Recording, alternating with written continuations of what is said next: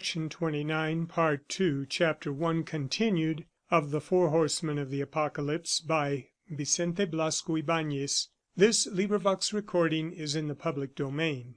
Whenever Don Marcelo passed a bad night, suffering from nightmare, a certain terrible thing, always the same, would torment his imagination. Rarely did he dream of mortal peril to his family or self. The frightful vision was always that certain notes bearing his signature were presented for collection, which he, Marcelo Desnoyers, the man always faithful to his bond, with a past of immaculate probity, was not able to pay. Such a possibility made him tremble, and long after waking his heart would be oppressed with terror. To his imagination this was the greatest disgrace that a man could suffer. Now that war was overturning his existence with its agitations, the same agonies were reappearing. Completely awake, with full powers of reasoning, he was suffering exactly the same distress as when, in his horrible dreams, he saw his dishonored signature on a protested document. All his past was looming up before his eyes with such extraordinary clearness that it seemed as though until then his mind must have been in hopeless confusion. The threatened land of France was his native country. 15 centuries of history had been working for him in order that his opening eyes might survey progress and comforts that his ancestors did not even know. Many generations of Desnoyers had prepared for his advent into life by struggling with the land and defending it that he might be born into a free family and fireside. And when his turn had come for continuing this effort, when his time had arrived in the rosary of generations, he had fled like a debtor evading payment. On coming into his fatherland, he had contracted obligations with the human group to whom he owed his existence. This obligation should be paid with his arms, with any sacrifice that would repel danger, and he had eluded the acknowledgment of his signature, fleeing his country and betraying his trust to his forefathers. Ah, miserable coward! The material success of his life, the riches acquired in a remote country, were comparatively of no importance. There are failures that millions cannot blot out. The uneasiness of his conscience was proving it now. Proof, too, was in the envy and respect inspired by this poor mechanic, marching to meet his death with others equally humble,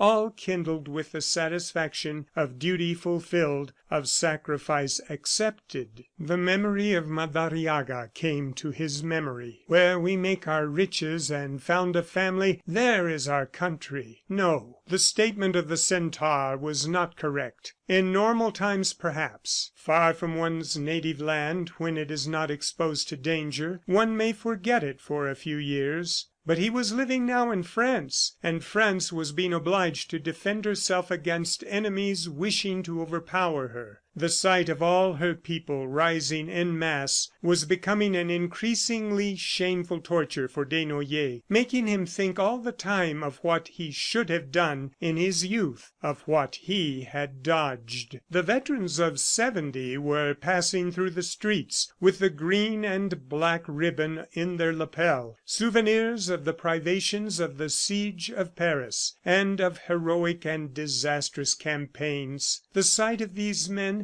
satisfied with their past, made him turn pale. Nobody was recalling his, but he knew it, and that was enough. In vain his reason would try to lull this interior tempest. Those times were different. Then there was none of the present unanimity. The empire was unpopular. Everything was lost. But the recollection of a celebrated sentence was fixing itself in his mind as an obsession. France still remained. Many had thought as he did in his youth, but they had not, therefore, evaded military service. They had stood by their country in a last and desperate resistance. Useless was his excuse-making reasoning. Nobler thoughts showed him the fallacy of this beating around the bush. Explanations and demonstrations are unnecessary to the understanding of patriotic and religious ideals. True patriotism does not need them. One's country is one's country, and the laboring man, skeptical and jesting, the self-centered farmer, the solitary pastor, all had sprung to action at the sound of this conjuring word, comprehending it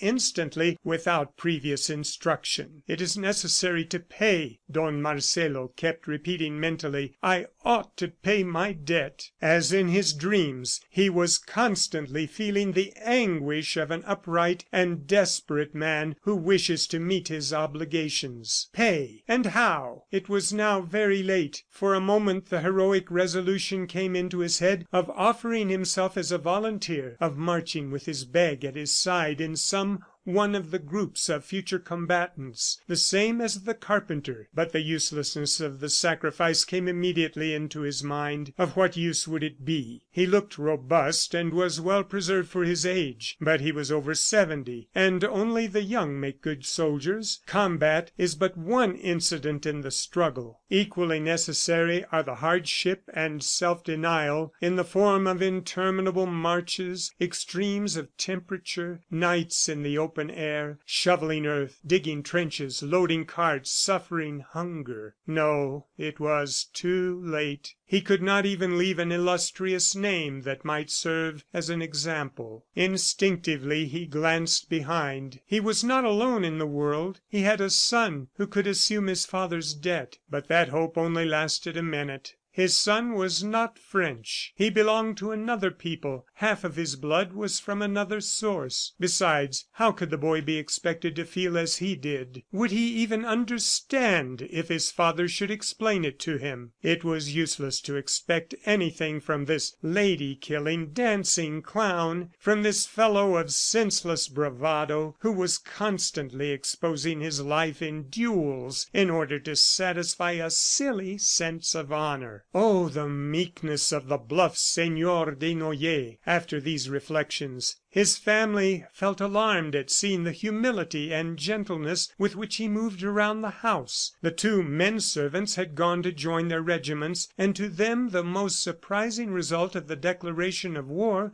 was the sudden kindness of their master, the lavishness of his farewell gifts, the paternal care with which he supervised their preparations for departure. The terrible Don Marcelo embraced them with moist eyes, and the two had to exert themselves to prevent his accompanying them to the station. Outside of his home, he was slipping about humbly as though mutely asking pardon of the many people around him. To him, they all appeared his superiors. It was a period of economic crisis. For the time being, the rich also were experiencing what it was to be poor and worried. The banks had suspended operations and were paying only a small part of their deposits. For some weeks, the millionaire was deprived of his wealth and felt restless before the uncertain future. How long would it be before they could send him money from South America? Was war going to take away fortunes as well as lives? And yet Desnoyers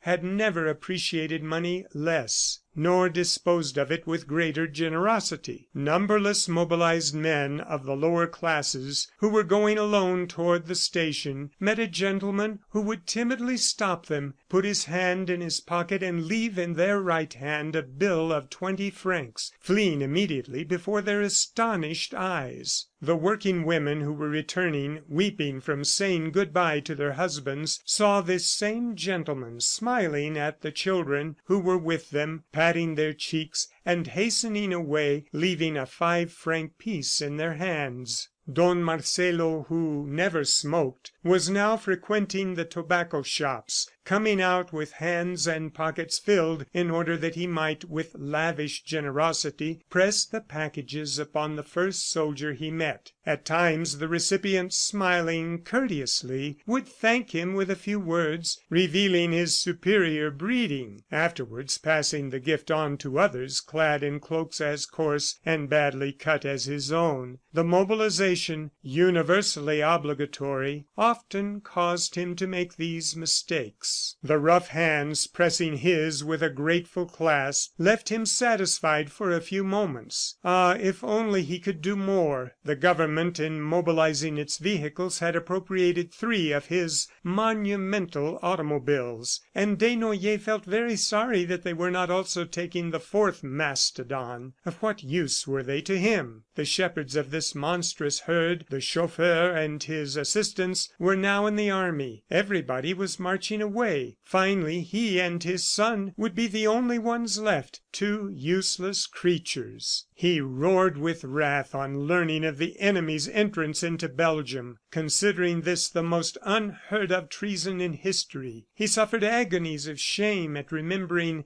that at first he had held the exalted patriots of his country responsible for the war. What perfidy, methodically carried out after long years of preparation! The accounts of the sackings, fires and butcheries made him turn pale and gnash his teeth. To him, to Marcelo Desnoyers, might happen the very same thing that Belgium was enduring if the barbarians should invade France. He had a home in the city, a castle in the country, and a family. Through association of ideas, the women assaulted by the soldiery made him think of Chichi and the dear Dona Luisa. The mansions in flames called to his mind the rare and costly furnishings accumulated in his expensive dwellings, the armorial bearings of his social elevation. The old folk that were shot, the women foully mutilated, the children with their hands cut off, all the horrors of a war of terror aroused the violence of his character. And such things could happen with impunity in this day and generation. In order to convince himself that punishment was near, that vengeance was overtaking the guilty ones, he felt the necessity of mingling daily with the people crowding around the Gare de l'Est. Although the greater part of the troops were operating on the frontiers, that was not diminishing the activity in Paris. Entire battalions were no longer going off, but day and night soldiers were coming to the station singly or in groups. These were reserves without uniform on their way to enroll themselves with their companies, officials who until then had been busy with the work of the mobilization, platoons in arms destined to fill the great gaps opened by death. The multitude, pressed against the railing, was greeting those who were going off, following them with their eyes while they were crossing the large square. The latest editions of the daily papers were announced with hoarse yells, and instantly the dark throng would be spotted with white, all reading with avidity the printed sheets. Good news! Vive la France! A doubtful dispatch, foreshadowing calamity. No matter, we must press on at all costs. The Russians will close in behind them. And while these dialogues, inspired by the latest news, were taking place, many young girls were going among the groups, offering little flags and tricolored cockades, and passing through the patio, men and still more men were disappearing behind the glass doors on their way to the war. A sub-lieutenant of the reserves, with his bag on his shoulder, was accompanied by his father toward the file of policemen keeping the crowds back. Desnoyers saw in the young officer a certain resemblance to his son. The father was wearing in his lapel the black and green ribbon of 1870, a decoration which always filled Desnoyers with remorse. He was tall and gaunt, but was still trying to hold himself erect, with a heavy frown. He wanted to show himself fierce, inhuman, in order to hide his emotion. "Goodbye, my boy. Do your best." "Goodbye, father." They did not clasp hands, and each was avoiding looking at the other. The official was smiling like an automaton. The father turned his back brusquely, and threading his way through the throng, entered a cafe where for some time he needed the most retired seat in the darkest corner to hide his emotion. And Don Marcelo envied his grief. End of section 29.